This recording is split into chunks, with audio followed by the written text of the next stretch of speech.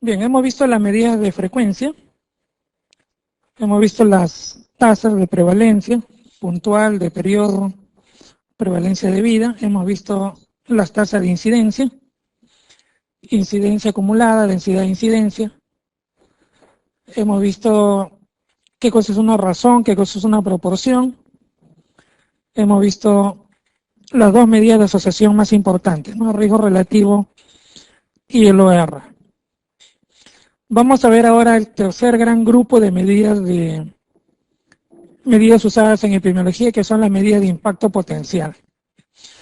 Usualmente en los estudios no se estiman estas medidas de impacto potencial, a pesar que existen los datos, y van a ver que en realidad no es complicado hacer estas estimaciones, solamente hay que sumar, restar o multiplicar. Sin embargo, los estudios nacionales, de los que están publicados como estudio de corte, estudio de casos y controles, muy pocos estiman estas medidas de impacto. ¿En qué consiste esta medida de impacto?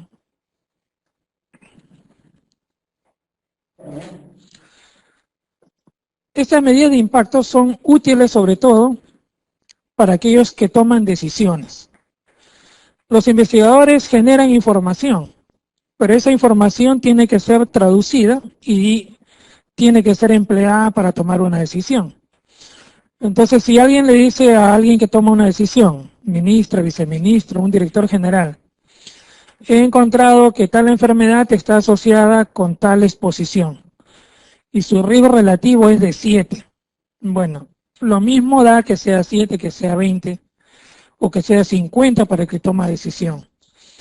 ¿Por qué? Porque es difícil de interpretar esta medida de asociación para alguien que toma decisión. El que toma decisión les va a preguntar, bueno, si yo elimino este factor de exposición, ¿en cuánto voy a reducir la enfermedad? ¿En cuánto voy a reducir el cáncer? ¿En qué proporción voy a reducir la tasa de incidencia? Etcétera. Eso es lo que le va a pedir. Y eso se estima a través de estas mediciones de impacto en salud pública.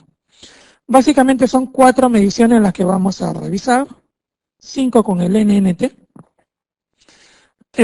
Las dos primeras son el riesgo atribuible en los expuestos. Este es su nombre completo. Usualmente se le conoce solamente como riesgo atribuible. Y el segundo es la fracción atribuible en los expuestos. Usualmente se le conoce solamente como fracción atribuible. Entonces, cuando en las preguntas vean estas dos palabras, riesgo atribuible y fracción atribuible, se refieren al riesgo atribuible en los expuestos y la fracción atribuible en los expuestos. Lamentablemente, así como hay escuelas de cirugía, escuelas de medicina, también hay escuelas en epidemiología. Y las escuelas no se ponen de acuerdo en la utilización de diferentes términos. Cada escuela utiliza un término diferente. Entonces ustedes van a encontrar un texto, como por ejemplo el León Gordis, con una definición, y con otro texto, el de Rodman, con otra definición. ¿Por qué? Porque son escuelas diferentes. Sin embargo, se refieren a lo mismo. El riesgo atribuible en los expuestos se le llama también exceso de riesgo, diferencia de riesgo, riesgo diferencial, riesgo porcentual. Y lamentablemente en los exámenes han venido en años anteriores con estos sinónimos. La fracción atribuible en expuestos igual, fracción etiológica, proporción de riesgo atribuible, porcentaje de riesgo atribuible. Estas dos medidas de impacto, como les decía, las vamos a estimar en la muestra del estudio. Cuando nosotros queremos extrapolar los datos de la muestra del estudio hacia la población, entonces estimamos estas dos medidas de impacto ya no en los expuestos, sino en la población. Y tienen el mismo nombre, riesgo atribuible, en este caso en la población, y fracción de riesgo atribuible, también en la población. Veamos la primera medida de impacto. Algo que me olvidaba. Esta medida de impacto solamente la podemos utilizar cuando hemos demostrado que un factor de riesgo es un factor de riesgo, pero además causal. Solamente en ese caso podemos estimar las medidas de impacto, porque si no es un factor de riesgo causal, de nada vale estimar estas medidas. La condición es que tiene que ser un factor de riesgo causal. Veamos la primera medida de impacto, que es el riesgo atribuible en los expuestos. Tenemos un estudio de corte. En un estudio de corte tenemos un grupo de no expuestos y un grupo de expuestos, y estamos midiendo la incidencia de la enfermedad. Obviamente, en el grupo de los expuestos yo espero que la incidencia sea mayor que en el grupo de los no expuestos. Eso es lo que yo espero. Entonces, analicemos cómo está compuesta la incidencia en el grupo de los expuestos. Esta incidencia yo la puedo descomponer de la siguiente manera. La incidencia en los expuestos tiene dos partes, tiene dos componentes. Una cantidad de la incidencia, que es producto de riesgo basal, y una cantidad de la incidencia que es producto de la exposición. Supongamos que esto sea cáncer de pulmón. Estos son los fumadores. Entre los fumadores hay una cantidad de la incidencia que es producto de riesgo basal, cantidad de la incidencia de cáncer de pulmón que no es producido por el hábito de fumar. Y hay una cantidad de la incidencia de cáncer de pulmón que sí es producido por el hábito de fumar. Y miren, esta cantidad de la incidencia de cáncer de pulmón que no es producido por el hábito de fumar es exactamente igual a riesgo basal en los no expuestos. Entonces, quiere decir que si estos fumadores dejaran de fumar, no se van a salvar todos de no tener cáncer de pulmón. Va a haber un grupo que de todas maneras va a ser cáncer de pulmón. Y este cáncer de pulmón es producido no por el hábito de fumar, sino por otros factores diferentes al hábito de fumar.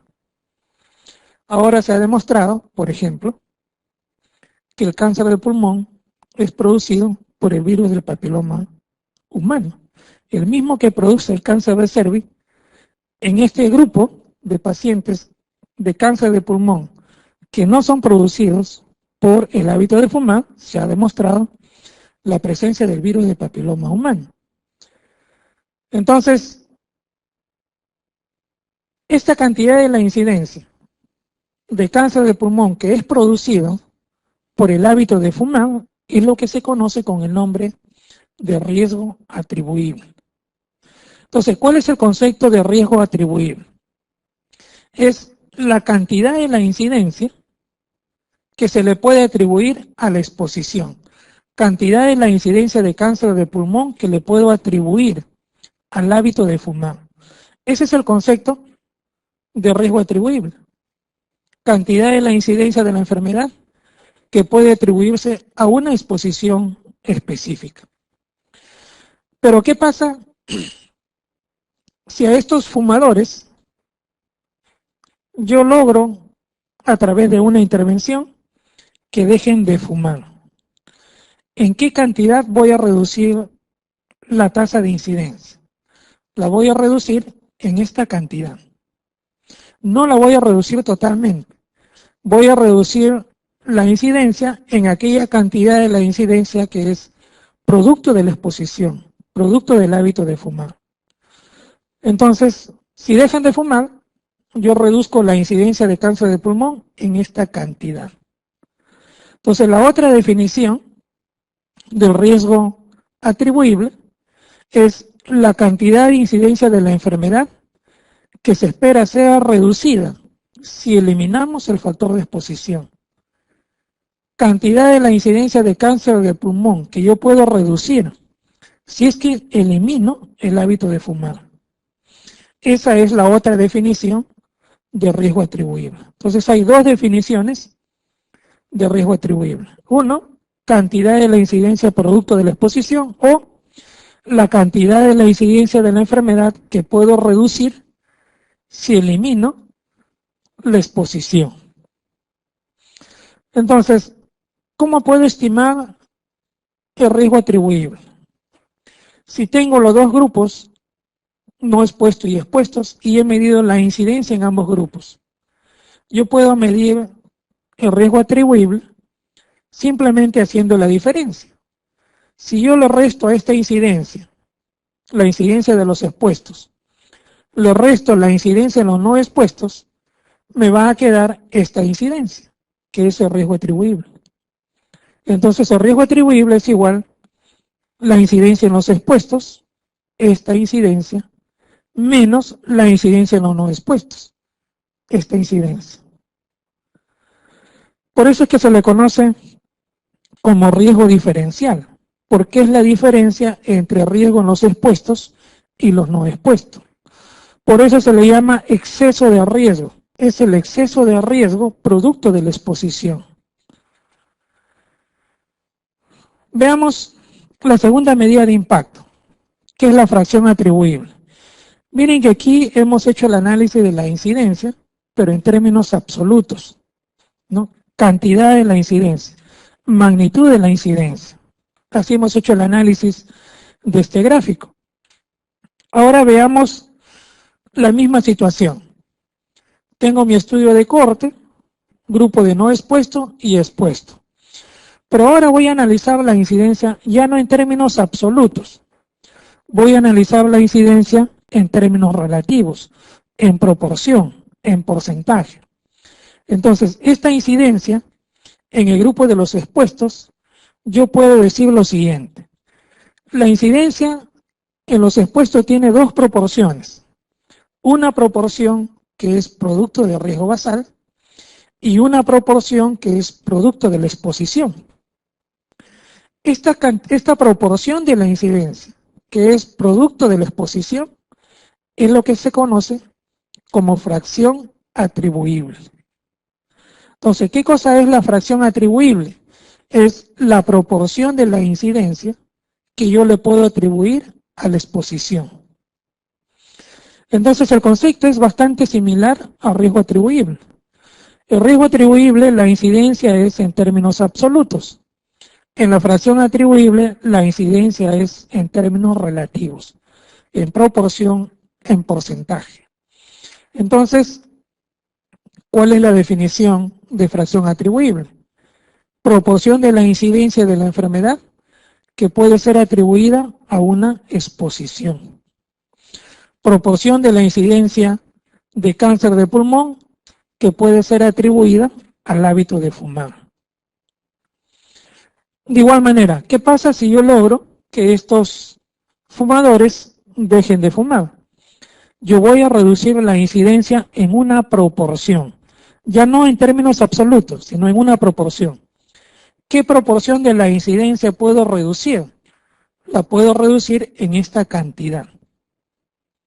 Entonces, la otra definición de la fracción atribuible es la proporción de la incidencia de la enfermedad que se espera sea reducida si la exposición es eliminada. Entonces, son las dos definiciones de la fracción atribuible en los expuestos. Y miren, ¿por qué le llaman fracción atribuible en los expuestos? Porque se estima en el grupo de los expuestos. Riesgo atribuible en los expuestos, también lo estimamos en los expuestos. ¿Cómo calculamos la fracción atribuible en los expuestos? La fórmula es bastante sencilla. Es la incidencia en los expuestos, esta incidencia, menos la incidencia en los no expuestos, sobre la incidencia en los expuestos. Y lo multiplico por 100 para tener un porcentaje. Esta es la fórmula tradicional. Esta es la que usualmente utilizamos. Pero en algunos casos me pueden venir preguntas en las cuales no me dan las incidencias, me dan los riesgos relativos, porque este es un estudio de corte.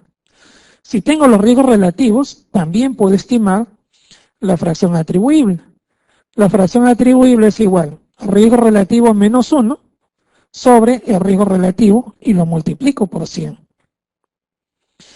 Y en los estudios de casos y controles también lo podemos estimar, porque hemos visto que el OR es una medida de aproximación a riesgo relativo, siempre en cuando la incidencia de la enfermedad sea baja, menos del 10%. Entonces, si tengo un estudio de casos y controles y tengo los ORs, como el OR es una medida de aproximación de riesgo relativo, lo único que hago es reemplazar el OR en el riesgo relativo. Y es igual, entonces la fracción atribuible es igual al OR menos 1 sobre el OR multiplicado por 100. Tres formas de estimar la fracción atribuible.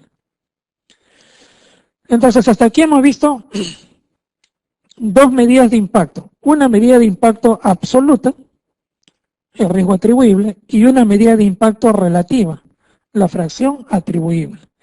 Y estas dos medidas de impacto las estimamos en la muestra del estudio, en la cohorte del estudio. Vamos a ver ahora estas dos medidas, pero en la población. Pero vamos a ver unos ejercicios que están aquí. Esta es una pregunta que ha venido en años anteriores. Dice, la tasa de incidencia de leucemia en población expuesta a radiación ionizante es de 4 en 1000 y la población no expuesta es de 0,5 en 1000. ¿Cuál es el riesgo atribuible al factor de exposición? Riesgo atribuible. ¿Cómo se calcula el riesgo atribuible? Es simplemente la diferencia. La incidencia en los expuestos menos la incidencia en los no expuestos. ¿Cuánto es la incidencia en los expuestos? 4 en 1000.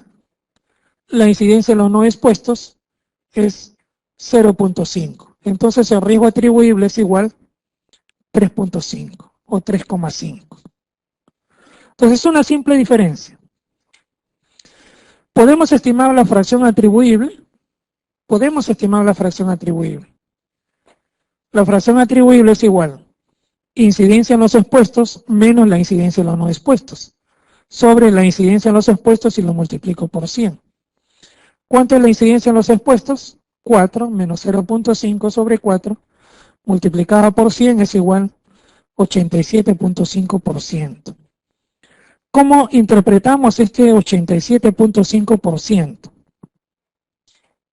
¿Cómo lo interpretamos?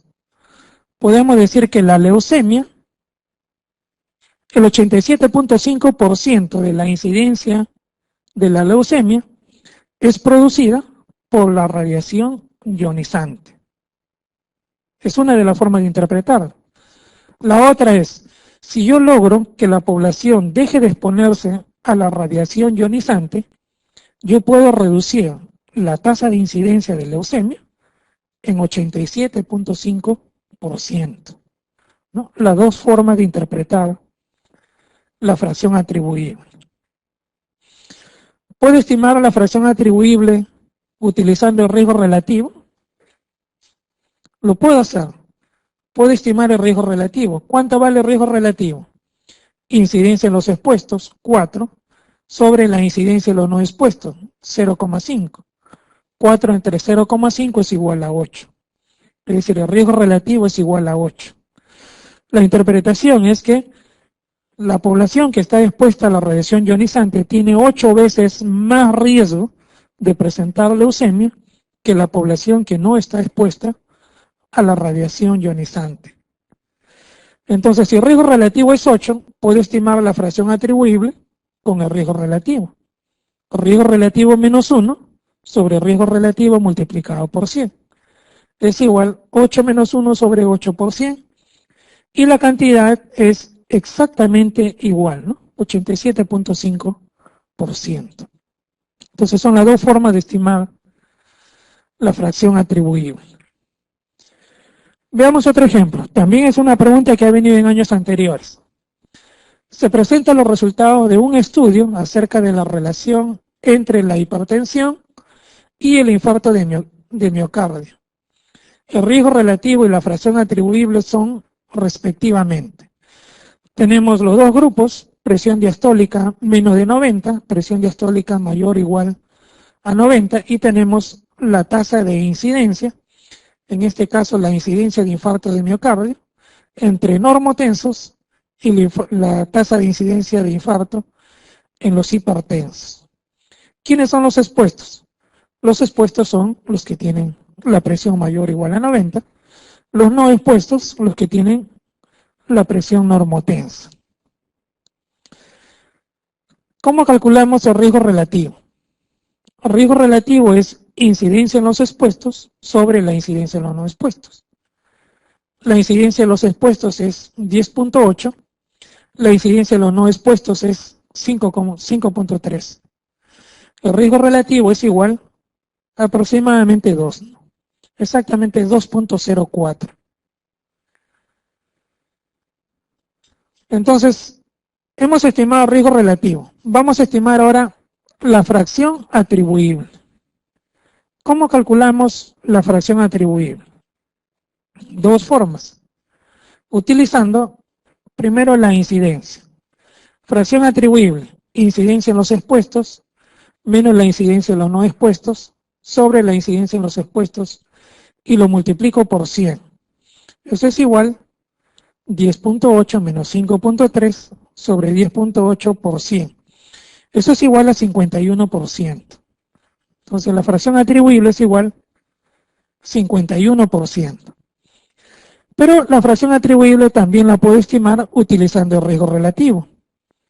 Utilizando el riesgo relativo sería, ¿cómo sería? 2.04 menos 1 sobre 2.04 multiplicado por 100. Y le va a salir exactamente 51%. Puedo estimar la otra medida de impacto, que es el riesgo atribuible, la más fácil de calcular, ¿no? El riesgo atribuible es simplemente la diferencia. 10.8 menos 5.3 y es igual 5,5. Entonces, aquí la respuesta es la D, ¿no? 2 y 51%. Bien, veamos ahora las otras dos medidas de impacto, que es en la población. Entonces, miren, ya conocíamos estas dos barras, ¿no es cierto? Los no expuestos y los expuestos. Esto es en el estudio de corte. Pero aquí he incluido al centro una tercera barra, que es la barra de la población. La incidencia de la población siempre va a estar entre estos dos extremos, porque aquí están los no expuestos y aquí están los expuestos. En una población siempre vamos a tener una mezcla. Vamos a tener población no expuesta y población expuesta. Por lo tanto, la incidencia siempre va a estar entre estos dos extremos. Veamos en primer lugar el riesgo atribuible en la población. Habíamos visto ya el riesgo atribuible en los expuestos, ¿no? Es la cantidad de la incidencia que puedo atribuir a la exposición en el grupo de los expuestos.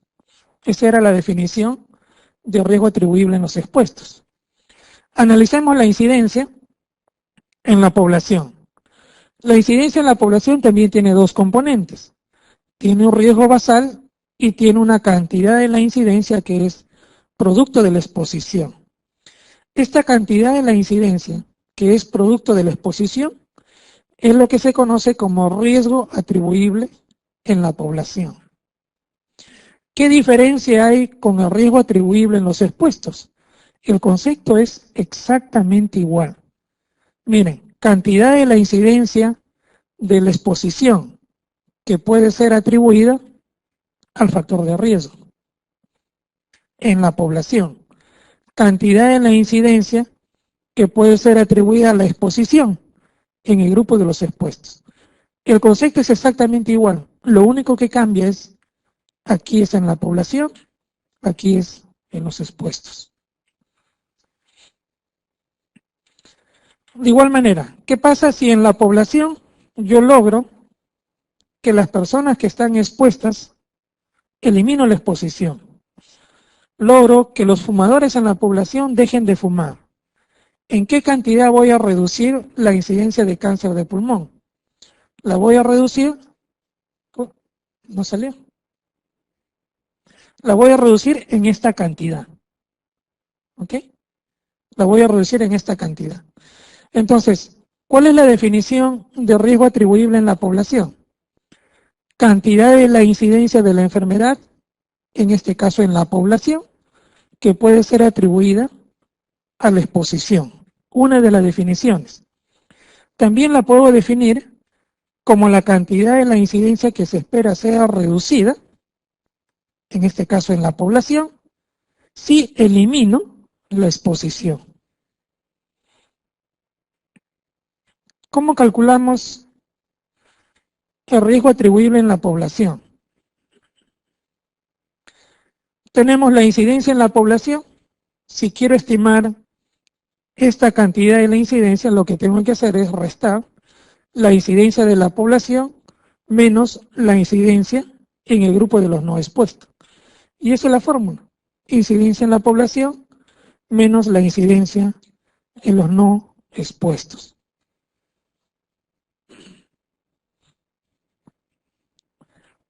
La fracción de riesgo atribuible en la población. En este caso voy a hacer el análisis también de la incidencia, pero en este caso en términos relativos. Ya habíamos visto la definición de la fracción de riesgo atribuible en los expuestos, ¿no?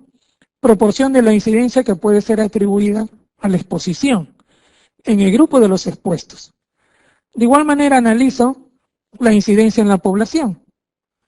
La incidencia en la población tiene dos proporciones, el riesgo basal y la proporción que es producto de la exposición. Esta proporción que es producto de la exposición es lo que se conoce como fracción de riesgo atribuible en la población. Entonces, esa es la definición. Proporción de la incidencia de la enfermedad en la población que puede ser atribuida a la exposición. Concepto exactamente igual a la fracción de riesgo atribuible en los expuestos. Otra vez, la única diferencia es que aquí es en la población y aquí es en el grupo de los expuestos. La otra definición, si yo logro que la población deje de fumar, yo puedo reducir la incidencia de cáncer de pulmón en esta proporción, pero en este caso en la población. Entonces, la otra definición es proporción de la incidencia de la enfermedad en la población que se espera sea reducida si elimino la exposición. Entonces, en realidad, los cuatro conceptos son conceptos que están relacionados. Veamos, falta la fórmula, ¿cómo se calcula? ¿No? La fracción de riesgo atribuible en la población es igual la incidencia en la población, esta incidencia, menos la incidencia en los no expuestos, sobre la incidencia en la población, y lo multiplico por 100.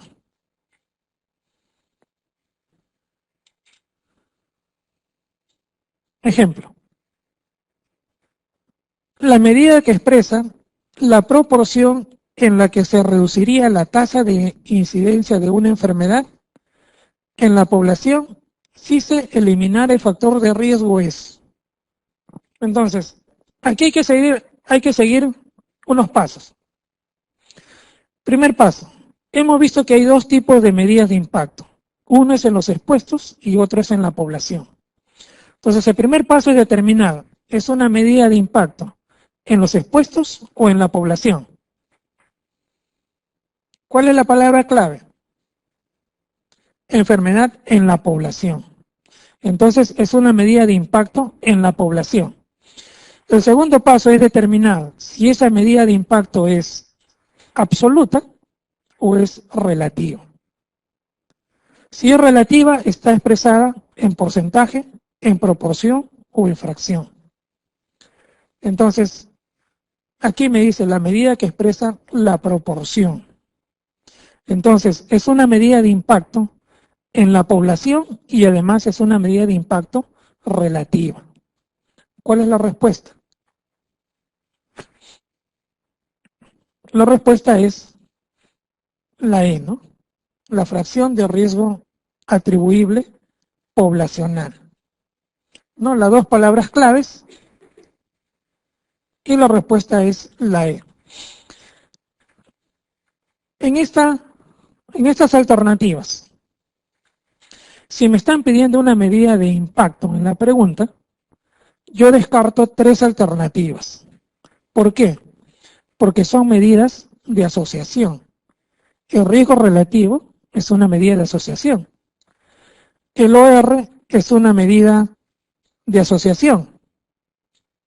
Y el riesgo absoluto, ¿qué es el riesgo absoluto? El riesgo absoluto es la incidencia. Riesgo absoluto es igual incidencia. La incidencia es una medida de frecuencia.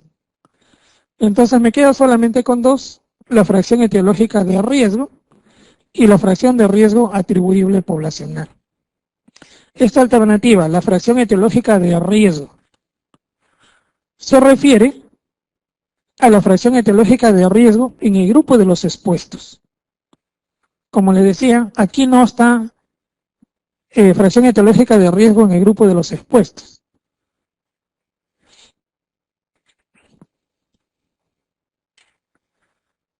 Veamos otro ejemplo. La proporción de incidencia en la población que puede ser atribuida al factor de riesgo se calcula con él. Primer paso. Medida de impacto en la población o en los expuestos. Es en la población, ¿no es cierto? Medida de impacto en la población. Segundo paso. ¿Es una medida de impacto absoluta o relativa? Es relativa, ¿no es cierto? Es en la población y además me están pidiendo proporción de la incidencia. ¿Cuál es la medida de impacto en la población? Y además es relativa. La respuesta es la B, ¿no? El riesgo atribuible, poblacional y porcentual. Y por último vamos a ver el número necesario para tratar, el famoso NNT. Es el número de personas expuestas a las que se debe de tratar para tener una curación o la prevención de un caso del efecto. 2 fórmulas. El número necesario a tratar es la inversa 1 sobre el riesgo atribuible en los expuestos. Esto cuando estoy estimando el número necesario a tratar en una cohorte. El riesgo atribuible en los expuestos es incidencia en los expuestos menos la incidencia en los no expuestos. Y cuando estoy haciendo un ensayo clínico, el número necesario a tratar es igual a la inversa de la reducción absoluta de riesgo o la reducción de riesgo absoluto. Y eso es igual a 1 sobre la incidencia en el grupo de intervención menos la incidencia en el grupo control. Entonces, esta es la fórmula para estimar en un estudio de corte el NNT y esta es la fórmula para estimar el NNT en un estudio, en un ensayo clínico. Bien, vamos a ver ahora otro tema, las pruebas diagnósticas. Vamos a ver básicamente 4 componentes de las pruebas diagnósticas: la sensibilidad, la especificidad y los valores predictivos positivos y negativos. ¿Qué cosa es la sensibilidad? Hay 2 definiciones de la sensibilidad. Una definición conceptual, teórica, y una definición probabilística. La definición teórica de la sensibilidad es la capacidad que tiene una prueba para poder identificar de manera correcta las personas que tienen una enfermedad determinada. Esta es la definición conceptual. Pero en términos probabilísticos, la sensibilidad es la probabilidad de tener una prueba positiva, dado que se tiene la enfermedad. ¿Cómo se estima la sensibilidad? Tenemos una tabla tetracórica en la cual por consenso en las columnas vamos a colocar los resultados de la prueba Gold estándar, la prueba de oro. Y en las filas vamos a colocar los resultados de la prueba que estoy evaluando. Entonces aquí tengo en esta columna las personas que están enfermas, las verdaderas sanas. de acuerdo a la prueba Gold estándar. Y aquí voy a colocar los resultados de la prueba que estoy evaluando. En esta celda A, ¿qué voy a tener en la celda A? Voy a tener las personas que están enfermas y que además tienen una prueba positiva. Vendrían a ser los verdaderos enfermos. En la celda B, ¿qué tenemos? Personas que están sanas, personas que no tienen la enfermedad, pero la prueba le salió positiva. Aquí están los falsos positivos. La celda C, personas que sí están enfermas, pero la prueba le salió negativa, los falsos negativos. Y aquí en la celda D tenemos las personas que están sanas y además la prueba le salió negativa, los verdaderos negativos. Entonces, ¿cómo calculamos la sensibilidad? La vamos a calcular en esta primera columna, en la columna de las personas que tienen la enfermedad. Y la fórmula es igual a sobre A más C. Esto es cuando tenemos la tabla tetracórica y tenemos las letras en esta tabla tetracórica. Pero muchas veces las preguntas vienen no con las letras, sino con la clasificación de los sujetos. Y aquí están lo que les había comentado, ¿no? Los verdaderos positivos, verdaderos negativos, falsos positivos, falsos negativos. Y en este caso la sensibilidad igual lo calculamos en la primera columna. La sensibilidad es igual a verdaderos positivos sobre A más C, verdaderos positivos sobre falsos negativos, ¿no? Verdaderos positivos sobre falsos negativos. Muchas veces existe confusión cuando nos definen la sensibilidad en términos probabilísticos. Aquí, por ejemplo, dice, en términos probabilísticos, la sensibilidad es la probabilidad de tener una prueba positiva dado que se tiene la enfermedad o dado que estoy enfermo. Esto se confunde muchas veces con el valor predictivo positivo. ¿Cómo lo diferenciamos? La estrategia para diferenciarlas es, en el caso de la sensibilidad, primero definimos la columna, ¿no? Definimos la columna y decimos, dado que estoy enfermo, dado que tengo la enfermedad, ¿cuál es la probabilidad de tener una prueba positiva? Esto es sensibilidad en términos probabilísticos. Muy diferente del valor predictivo positivo. El valor predictivo positivo se calcula en la fila de los que tienen la prueba positiva. Y aquí vamos a definir primero la fila. Dado que tengo un resultado positivo, primero defino la fila. Dado que tengo un resultado positivo, ¿cuál es la probabilidad de tener la enfermedad? Es valor predictivo positivo. Entonces la estrategia es primero defino la columna o defino la fila para poder diferenciar la sensibilidad del valor predictivo positivo. Igual la especificidad también hay dos definiciones. Una definición conceptual, capacidad que tiene una prueba para identificar de manera correcta las personas que no tienen la enfermedad. Y en términos probabilísticos es la probabilidad de tener una prueba negativa dado que no se tiene la enfermedad o dado que estoy sano. En esta tabla tetracórica, la especificidad la vamos a calcular en la otra columna, la columna de las personas que no tienen la enfermedad, y es igual a D sobre B más D. Si nos dan la clasificación de los sujetos, la especificidad va a ser igual. D es verdaderos negativos sobre B más D, que es falso positivos más verdaderos negativos. Falso positivos más verdaderos negativos. Aquí también la especificidad se puede confundir con el valor predictivo negativo. Otra vez utilizamos la estrategia. Primero definimos la columna. Dado que no tengo la enfermedad, aquí está, dado que no tengo la enfermedad, o dado que no tiene la enfermedad, primero defino la columna. Dado que no tengo la enfermedad, ¿cuál es la probabilidad de no tener la enfermedad? Probabilidad de tener una prueba negativa.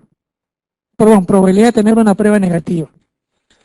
Entonces, esta es la fórmula cómo diferenciamos, o esta es la forma cómo diferenciamos la especificidad del valor predictivo negativo. El valor predictivo negativo, primero definimos la fila, dado que tengo un resultado negativo, ¿cuál es la probabilidad de no tener la enfermedad?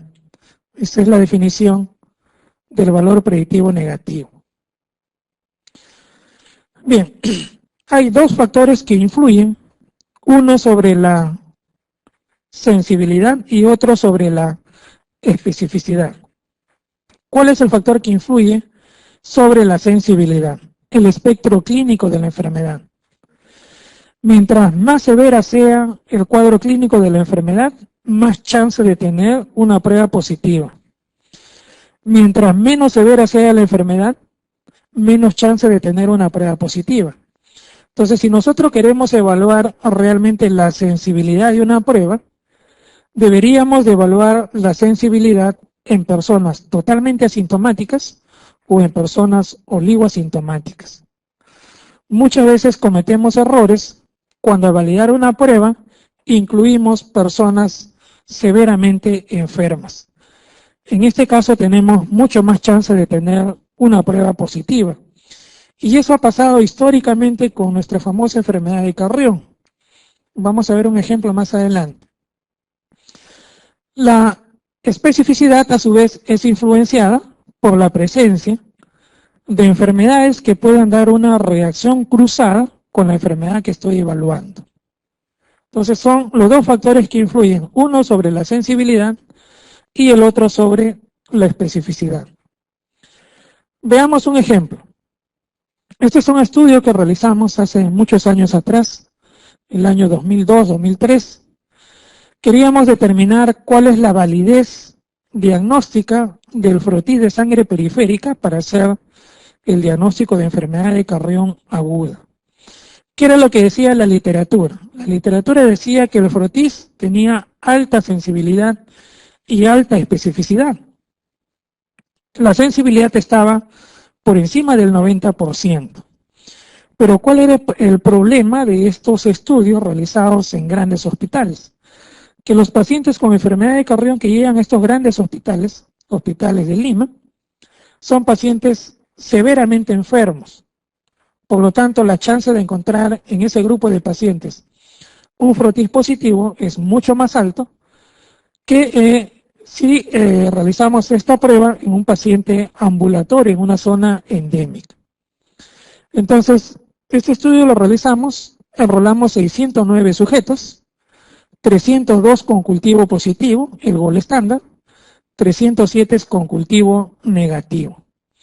¿Y qué fue lo que encontramos? La sensibilidad, en este caso, es igual A sobre A más C, es decir, 79 sobre 302. La sensibilidad es solamente 26%. Entonces, cuando nosotros presentamos este estudio, estaban los expertos en el tema, lo primero que nos dijeron fue, la lectura está mal hecha. La lectura está mal hecha porque en nuestros estudios hemos encontrado una sensibilidad por encima del 90%.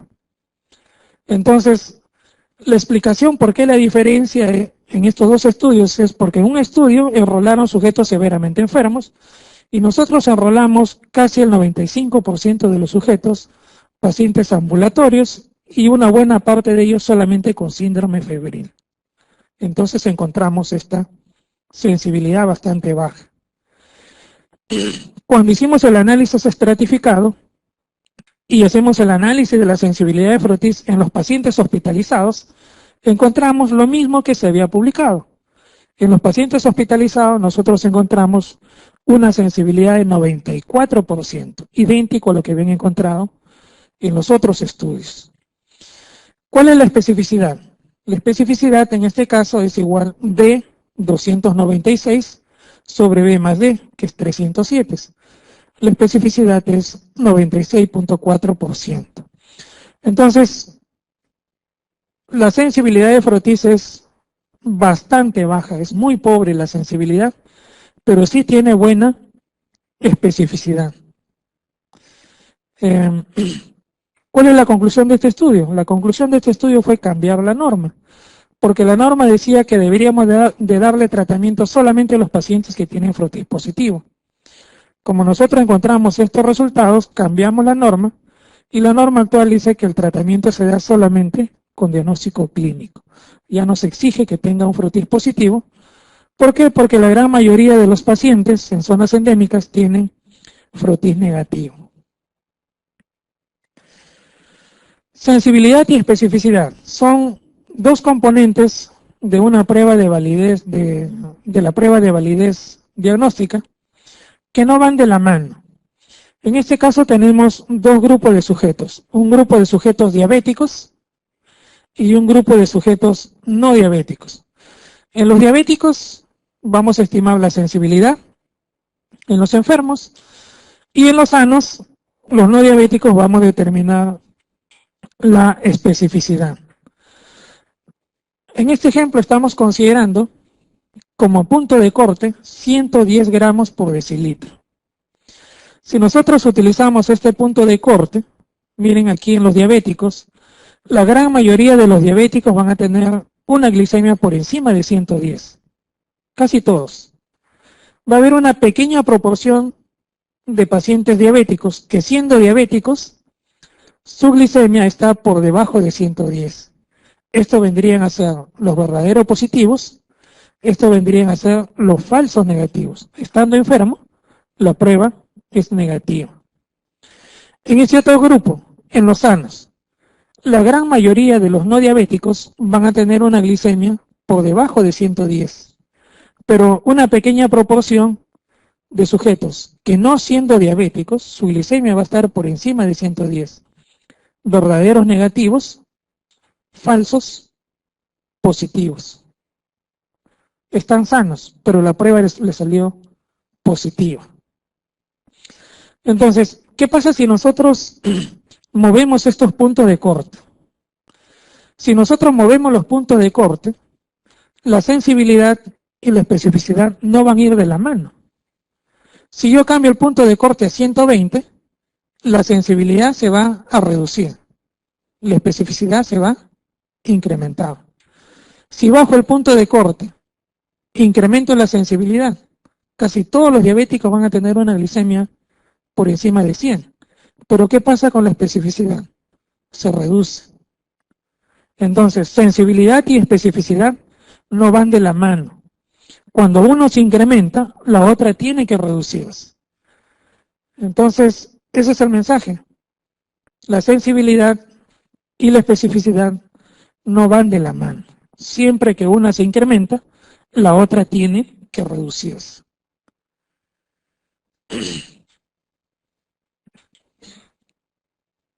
Los valores predictivos. Ya les había comentado, valor predictivo positivo es la probabilidad de tener una enfermedad dado que se tiene un resultado positivo. En esta tabla tetracórica, los valores predictivos positivos lo estimamos en la columna superior, la columna de los que tienen el resultado positivo. Entonces, como yo les decía, primero definimos en este caso la fila. Dado que tengo un resultado positivo, aquí está, dado que tiene un resultado positivo, dado que tengo un resultado positivo, ¿cuál es la probabilidad de tener la enfermedad? Probabilidad de tener la enfermedad.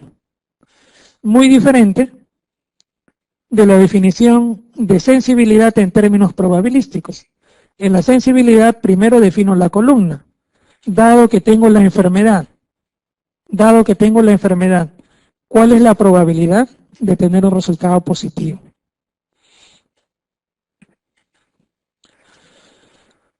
Bueno, esto es lo mismo. La fórmula de valor predictivo positivo, A sobre A más B, con las letras de la tabla tetracórica, o utilizando la clasificación de los sujetos, verdadero positivo sobre verdadero positivos más falsos positivos. De igual manera, la especificidad es la probabilidad de no tener una enfermedad dado que se tiene un resultado negativo. Entonces, para el valor predictivo negativo, primero definimos la fila, dado que tengo un resultado negativo. ¿Cuál es la probabilidad de no tener la enfermedad? Valor predictivo negativo. La fórmula es D sobre C más D, D sobre C más D, o utilizando la clasificación de los sujetos, verdadero negativo sobre falso negativos más verdadero negativos. Igual que la sensibilidad y la especificidad, los valores predictivos también son influenciados y son influenciados por la prevalencia de la enfermedad. Veamos este ejemplo. Se realiza un tamizaje para la infección por VIH en puérperas.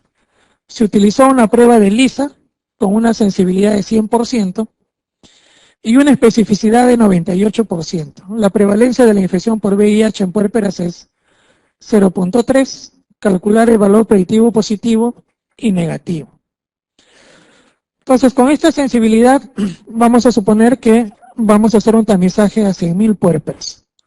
Con esta prevalencia de 0.3%, si hago el tamizaje a 100.000 puérperas y la prevalencia es 0.3%, yo espero tener 300 puérperas con infección por VIH, ¿no? De acuerdo a esta prevalencia de 0.3%. Bien, entonces voy a hacerle el tamizaje con una prueba de ELISA. Si tengo 300 puérperas enfermas y el test de ELISA tiene una sensibilidad del 100%, estas 300 puérperas van a tener una prueba de ELISA positiva, todas. Pero el problema no está en la sensibilidad, el problema está en la especificidad, que solamente es de 98%. Si la especificidad es 98%, quiere decir que hay un 2% de puérperas que no teniendo la infección van a tener la prueba positiva, los falsos positivos. Este 2% es esta cantidad, 1994. ¿No? Esta es la diferencia, las que no tienen infección por VIH, y de acuerdo a la especificidad, esta es la cantidad de puérperas que tienen un ELISA negativo, y estas son las que tienen un ELISA positivo. ELISA positivo no teniendo la infección por VIH. Entonces, vamos a calcular el valor predictivo positivo. Lo calculamos en la columna, en la fila, de los que tienen la prueba positiva, es igual a A sobre A más B, es decir, 300 sobre 2.294. El valor predictivo positivo en este caso es 13%. Valor predictivo negativo, D sobre C más D. D es 97.706 sobre la misma cantidad multiplicado por 100 me va a dar un valor predictivo negativo de 100%. Bien, ¿qué significa tener un valor predictivo positivo de 13%? Si llega una puérpera y yo le hago un test de ELISA, pregunta, ¿cuál es la chance de que tenga la infección por VIH? Dado que tengo un resultado positivo, ¿no? Tengo una puérpera con un ELISA positivo, dado que tengo un resultado positivo, ¿cuál es la probabilidad de tener la infección? Ese es el valor predictivo positivo. Ese valor predictivo positivo es solamente del 13%. Entonces tiene más chance de tener un resultado, tiene más chance de no tener la infección que tener la infección por VIH. Entonces, una prueba que es altamente sensible, una prueba altamente sensible, no sirve para confirmar la enfermedad. Una prueba altamente sensible, su utilidad está en que sirve para descartar la enfermedad. ¿Por qué? Una prueba altamente sensible, si te sale positiva, no sabes si es un verdadero positivo o es un falso negativo. Perdón, un falso positivo. Un verdadero positivo o un falso positivo. No sabes. Pero ¿qué pasa si la prueba es negativa?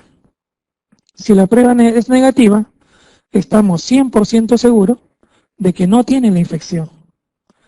Entonces, la utilidad de una prueba altamente sensible está no en que sea positiva, sino en que sea negativa. Y o la inversa, ¿no? Una prueba que sea altamente específica. La utilidad no está en que sea negativa, la utilidad está en que sea positiva. Si es positiva, se confirma la infección. Y eso es lo que usualmente se hace, ¿no? En la vida real, lo que hacemos es, para descartar una infección por VIH, primero utilizamos una prueba altamente sensible, el test de ELISA. Si me sale positivo, entonces utilizo una prueba que sea altamente específica. La utilidad de una prueba altamente específica es que si sale positivo, confirmo la infección. Y esto es lo que les había mencionado. Los valores predictivos están influenciados por la prevalencia de la enfermedad. Hay una relación directa entre la prevalencia de la enfermedad y el valor predictivo positivo. Si se incrementa la prevalencia, el valor predictivo positivo se incrementa. En cambio, con el valor predictivo negativo, la relación es inversa. Si la prevalencia se incrementa, el valor predictivo negativo se reduce. Entonces, la relación entre prevalencia y valor predictivo positivo es directa, con el valor predictivo negativo es indirecta o inversa. Sobre brotes. ¿Qué cosa es un brote? La definición de brotes, según el Ministerio de Salud, es cuando se presenta un número de casos por encima de lo esperado. Si el número de casos esperado es 0, como por ejemplo caso de sarampión, parálisis flácida aguda o rabia humana, un solo caso se considera como un brote. Hasta hace un par de años atrás, brote y epidemia eran considerados como sinónimos. A partir del año 2012, el Ministerio de Salud hace una diferencia entre brote y epidemia. ¿Qué cosa es un brote? Un brote es localizado, una epidemia es extensa. Entonces la diferencia está en la extensión. Y además, los brotes no necesariamente son infecciosos. Hay brotes de origen no infeccioso. Entonces, brote localizado, la epidemia es extensa. Esa es la diferencia. En ambos casos, el número de casos está por encima de lo esperado. Ahora, para tener una epidemia, no necesariamente es necesario tener un gran número de casos. Por ejemplo, tengo un caso de dengue solamente en el distrito de Comas. Es un brote. Pero si tengo 3 casos de dengue, uno en Comas, uno en San Juan del Lurigancho y el otro en Miraflores, ya no es un brote, es una epidemia, solo con 3 casos. ¿Por qué? Por la extensión. Está por encima de lo esperado y además el ámbito es extenso. Entonces, no necesariamente en una epidemia necesito tener un gran número de casos. ¿Qué pasos seguimos para investigar un brote? Estos son los 10 pasos establecidos por el Ministerio de Salud que han sido copiados de los pasos que sigue el CDC. No vamos a entrar en detalle en cada uno de los pasos, pero esta es una secuencia académica. En la práctica no necesariamente hay que seguir paso por paso. Muchas veces conocemos la existencia del brote e inmediatamente implementamos las medidas de prevención y control. ¿Cómo nos enteramos de que está ocurriendo un brote? Hay múltiples fuentes. Uno es la vigilancia etiológica, los laboratorios Centinelas, el Instituto Nacional de Salud. Es el laboratorio Centinela a nivel nacional. Hemos identificado brotes de hantavirus, chikungunya, peste neumónica, haciendo esta vigilancia laboratorial. La notificación de los servicios de salud es la vigilancia regular, la vigilancia pasiva que habíamos visto. el análisis de la tendencia de la vigilancia. La información que ustedes envían llega al Ministerio, y en el Ministerio de Salud hay paquetes, hay software o aplicativos que automáticamente analizan la información y le pueden decir si estamos o no frente a un brote de acuerdo al número de casos. La vigilancia basada en profesionales de la salud, en ciertos hospitales hay clínicos centinelas. Cada vez que ven un caso de notificación obligatoria, inmediatamente lo notifica. La vigilancia sindrómica y de síntomas y signos es otra forma de identificar brotes. Y finalmente una que está siendo bastante utilizada por el Ministerio de Salud y es una de las principales fuentes de identificación de brotes es la vigilancia de rumores. ¿En qué consiste la vigilancia de rumores? Consiste simplemente en ver los noticieros, en escuchar las radios y en leer los periódicos. En el Ministerio de Salud hay personas que su trabajo es ese, ¿no? Todo el día están viendo televisión o están leyendo los periódicos. No es que no están haciendo nada, lo que están haciendo es la vigilancia de rumores. El año 2005, el primer brote de dengue en Lima no fue notificado por el sistema de vigilancia. El diagnóstico lo hicimos, el diagnóstico no, identificamos el brote a través de RPP, ¿no? Un periodista que había estado por Comas, por la zona de La Balanza, por la zona más alta de Comas, y entrevistaba a unos pobladores que decían, ¿no? Tenemos una enfermedad que se caracteriza por fiebre y una erupción generalizada. Y ellos pensaban que era una intoxicación alimentaria. Entonces, cuando escuchamos esa noticia, inmediatamente cogimos una camioneta, fueron 2 epidemiólogos y a los 30 minutos estaban confirmando el brote de dengue, ¿no? Entonces, esta es una de las principales fuentes actualmente de identificación de brotes. ¿Cuáles son los objetivos cuando investigamos un brote? El objetivo más importante, desde un punto de vista de salud pública, es el último. En cualquier brote, cualquiera sea la etiología, lo más importante es prevenir y controlar el brote. Eso es lo más importante. Los otros objetivos también, obviamente, se deben tratar de conseguir, ¿no? Identificar el agente etiológico, cuál es la fuente de infección, cuál es la vía de transmisión, cuál es la magnitud y la extensión del brote. La magnitud es en cantidad, en número de casos, y la extensión es área geográfica afectada por el brote. Formas, ¿cómo se pueden presentar un brote o una epidemia? 3 formas de presentación. Una de las más comunes, ahora por el Jaliwarma sobre todo, es el brote de fuente común, ¿no? Este brote de fuente común tiene su origen, como su nombre lo dice, una sola fuente de infección. Usualmente es un alimento. La segunda forma de presentación de un brote es a través de una fuente propagada o de transmisión de persona a persona. Una persona enferma transmite la infección de manera directa o indirecta a una persona susceptible. Ejemplo, las infecciones respiratorias agudas. Y la tercera forma de transmisión de presentación de un brote es un brote de tipo mixto, ¿no? Se inicia con una fuente común y después, entre los contactos de los casos primarios, aparecen casos secundarios. Cuando investigamos un brote hay que identificar 3 tipos de casos.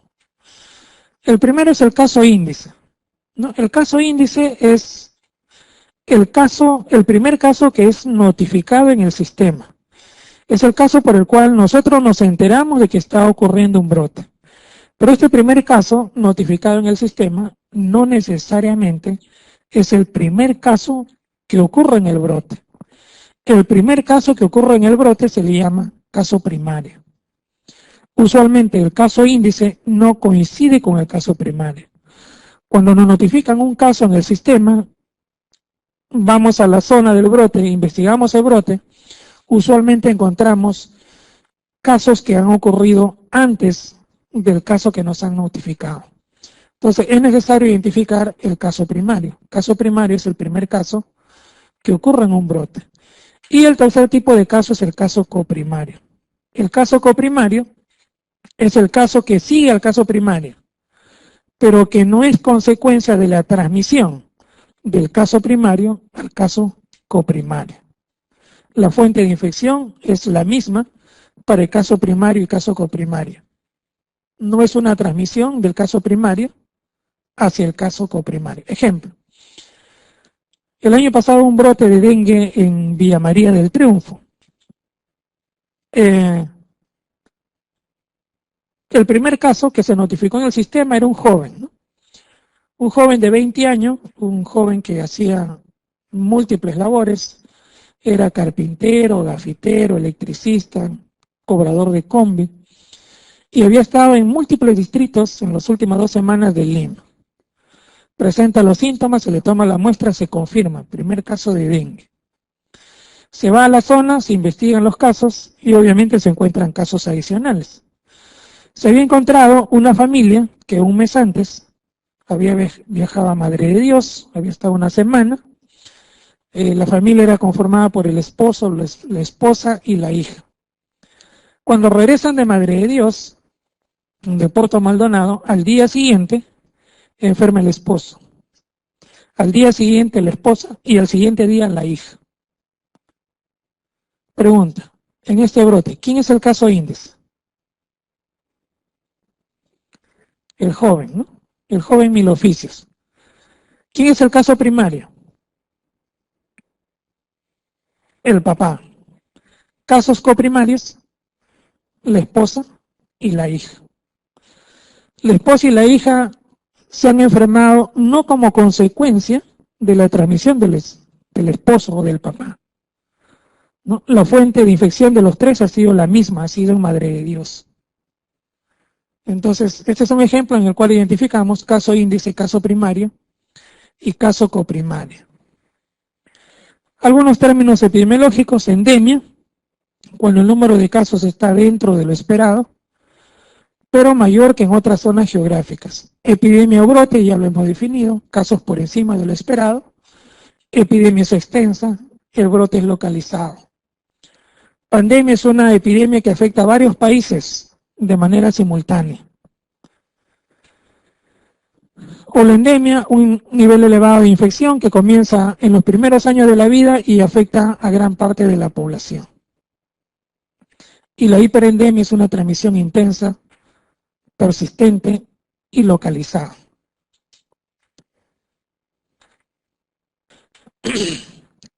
Algunas características o atributos del agente infeccioso.